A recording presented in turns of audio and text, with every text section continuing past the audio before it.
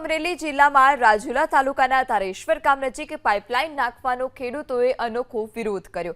ખેડૂતો પોતાના માલઢોર પશુઓ સાથે સભા સ્થળે પહોંચ્યા, હાથમાં બેનર સાથે વિરોધ કર્યો। સભામાં કેટલાક ખેડૂતો સાંકળ પહેરી મોઢા પર માસ્ક બાંધી અનોખો વિરોધ કરી રહ્યા હતા।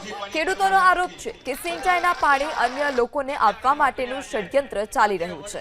આ સાથે જ આવનારા 5 દિવસ સુધી અલ્ટિમેટમ પણ આપવામાં આવ્યું। જો નિરાકરણ નહીં આવે તો ગામે ગામ પોસ્ટર લગાવી વિરોધ કરવા માટેની પણ રણનીતિ કરાશે।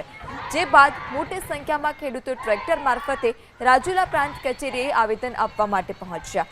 પ્રાંત કચેરીમાં ઘેરાવ કરી રોષ સાથે વિરોધ નોંધાવવામાં આવ્યો। ધાતરવડી એક ડેમમાંથી રાજુલા અને જાફરાબાદ બંને નગરપાલિકાની પાઇપલાઇન જર્જરિત થવાથી કરોડોના ખર્ચે નવી પાઇપલાઇન નાખવામાં આવી છે, જેને લઈ રાજુલા નગરપાલિકાના પૂર્વ પ્રમુખે દાવો કર્યો કે ખેડૂતોનું કોઈ પાણી લેવામાં નહીં આવે, કોઈ ઉદ્યોગોને પણ પાણી આપવામાં નહીં આવે। તમે કોઈ અભિમાનમાં ન રહેતા।